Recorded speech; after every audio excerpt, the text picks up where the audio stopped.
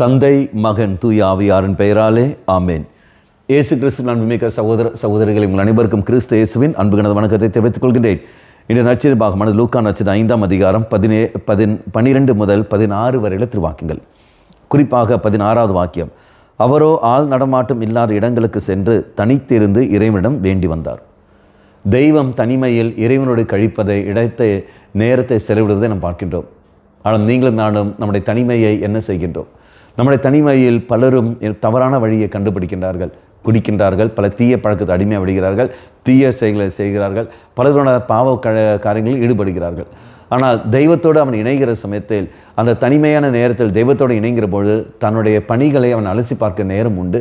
இதை தான் செய்கிற பணி கடவுளுக்கு விருப்பத்துக்கேற்றபடி போகிறதா இல்லையா, தன்னுடைய குடும்பத்தை நல்ல முறையில் நடத்துகிறோமா இல்லையா, தன்னுடைய பணி வாழ்வு நன்மையாக போகிறதா இல்லையா என்பதெல்லாம் அங்கு அவனுக்கு தெரியும். மாறாக பாவ காரியங்களில் ஈடுபடுகிற சமயத்தில் அவனது சிந்தனை பாவமாக மாறிவிடுகிறது. அந்த பாவமானது ஒன்று அவனை தெய்வத்திலிருந்து பிரித்துவிடும், 2வது சமுதாயத்திலிருந்து பிரித்துவிடும், 3வது உறவுகளிலிருந்து பிரித்துவிடும், 4வது தன்னிலிருந்து அந்த தாழ்வு மனப்பான்மை உருவாக்கி கொண்டு இது அவனை கொலை குற்றத்துக்கு, அவனை தற்கொலைக்கு அது தூண்டு செய்யும். அன்பார்களே, தனிமையில் நாம் தெய்வத்தோடு உரையாட வேண்டும். அதுதான் தனிப்பட்ட ஜெபம். ஒவ்வொருவரும் மகனும் மகளும் தனிமையில் நம் தெய்வத்தோடு இருக்கிற சமயத்தில் தெய்வம் நமக்கு கிருபை தந்து நம்மை ஆசீர்வதிப்பார். கண்களை மூடிக்கொள்ளுங்கள். நல்லவனாய் தெய்வமே, தனிமையில் நான் உன்னுடன் நேரத்தை செலவிட சக்தி எனக்கு தந்தரலும்.